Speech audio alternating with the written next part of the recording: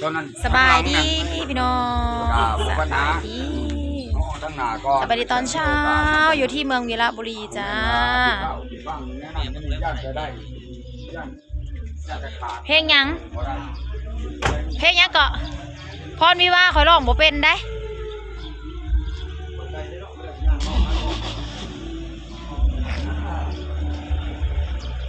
พวกแน่ภูลูกนะพี่น้องทางหลังแน่เม็นภูคักมาหอดเทือนดองแล้วแหละขึ้นไปนี่ก็เป็นเทือนดองพี่น้องเขาจอดรถไปนี่ก่อนบรรยากาศสะอ่อนภูดิตื่นมาบรรยากาศภูแต่ว่าแนมเห็นแต่ว่ากล้องเฮามันบ่ได้เห็นชัดเลยพี่น้องอันนี้ภูทางหลังอันนี้แต่ว่าแนมเห็นชัด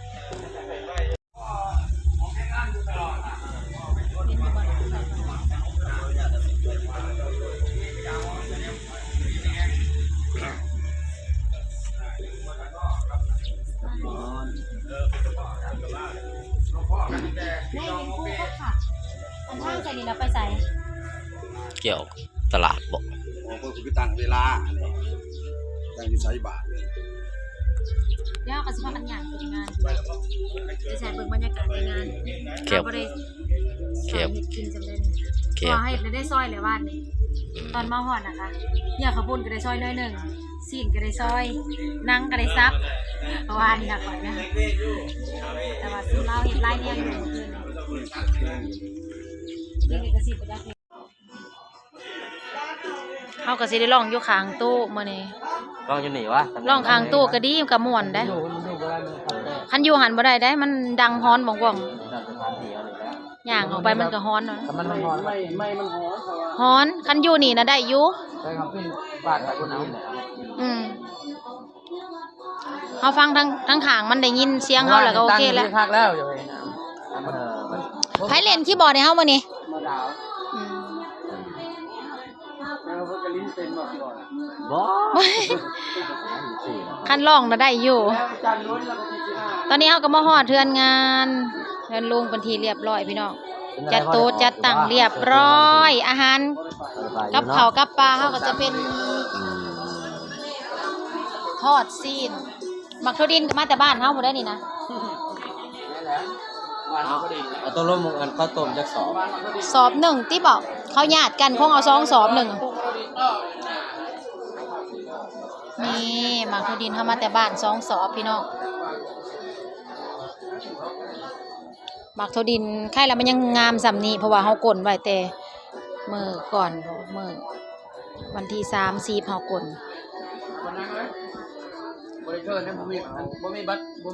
เพิ่นกำลังผู้เฒ่าผู้แก่เพิ่นกำลังเว้ากันอยู่ในพี่น้องตอนนี้เฮากำลังแขกกำลังสิมาหั่นนะ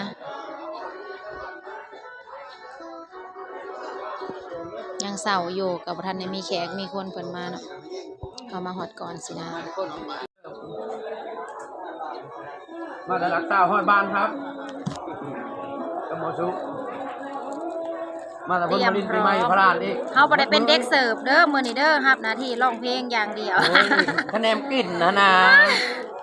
เย็นถ้ากลิ่นเนาะครับแต่ว่าเขาเอาน้องชายมานำไม่มาสำนอกเฮ้ยว่าอยากให้น้องเพิ่นนั่นแหละมาร้องซอย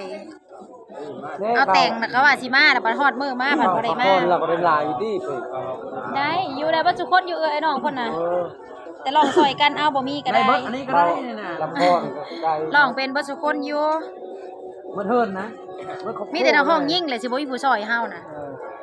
ห้องทรายมีลายแล้วห้องทรายน่ะลายอยู่ซุมลุงแล้วก็ได้เบิดลุงหลอกลุงร้อนบ่น่ะเป็นเบิดลุงร้อนบ่ได้ไปอันเวียกที่มื้อนี้เนาะคือว่าเพิ่นพาเวียกบ่นี่ได้นี่บ่ได้ไปเนาะต่อหาลาบายเด้สบายมันหลายจอกอะไรกินแล้วใครได้ไหมลิ้นกินนะไหมมึงมอไปเวียกคือนี่มาแต่เวียกนอนน้อยนึงว่าไปเปิดเครื่องเสียงให้เด้อว่าเรียกมาเปิดให้เพิ่นมันนอนน้อยนึงโปรเฮาก็มาบ่ได้มาเห็นบรรยากาศอยู่วิระจักเถื่อจักเพิ่นสิ ม่วนสำใดพี่น้องเอ้ยเดี๋ยวเฮามาเบิ่งบรรยากาศนํกันมื้อนี้เพิ่นสิ เบียร์ลอยล่าง สำ เขา ใด บอกป้าเธอไปกินบนนี้เขาจะได้มื้อบ่ เบียร์น่ะร้อยลัง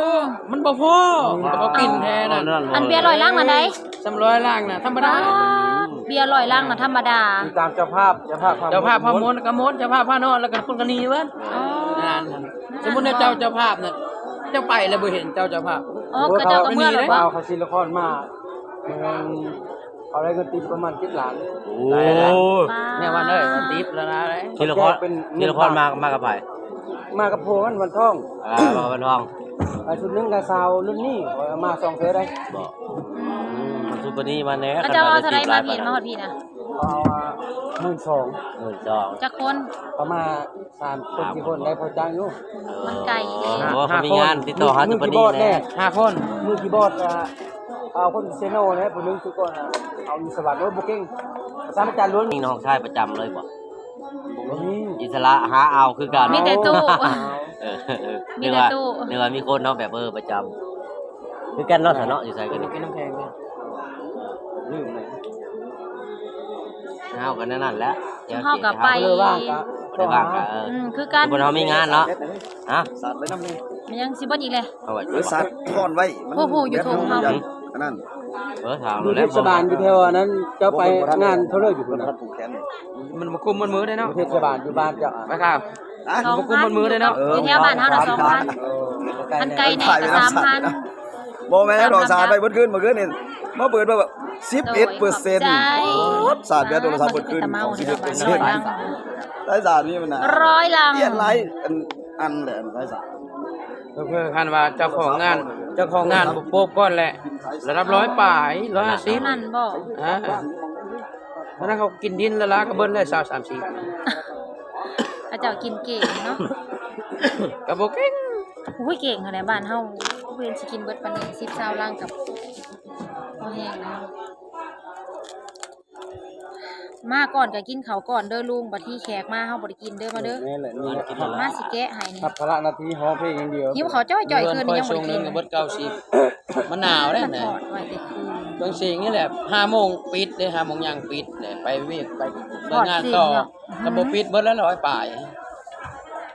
กกกันไว้150 150แก๊สกันไว้นะสิแท้เบิด90หลายยังเหลือ25แก๊สส่งคืน เผาเลยเผาเป็นเผาส้ม เอาเลยไหน เผาเลย แก้มเลยไหน เจ้าบ่กินติค่ะกินไปน้ำนะใครไหม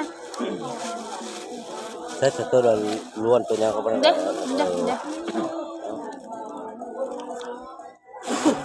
เอากินข้าวได้บ่นะ โอเค ปั่นเขาหนะ กินได้ก็ท้องเป็นของเฮาเลย มาก เคยมาแล้วกับ ผูกแขน เอาได้ที่นี่นะ กะเดี๋ยวห้องทองซะก่อนห้องทองซะก่อน ทำให้ว่าสิ ห้องทองซะก่อนห้องทองซะก่อน อยู่ดีมีแห้งอยู่ดีมีแห้งแต่บ่ทันให้เพิ่นว่าอ่องทองจะได้ก็ ห้องทอง นั่ ซะ นแห ก่ ละ อน เขาหนาว บ่มันจะมีปัญหาเรื่องกระเพาะอยู่ได้ช่วงนี้ได้มันกินแต่ซีดกระเพาะมันเริ่มอยากขัดของทางเทคนิคเลย แบบสดๆนะ เอาได้อยู่ทีเลยโอ้ กูคือกัน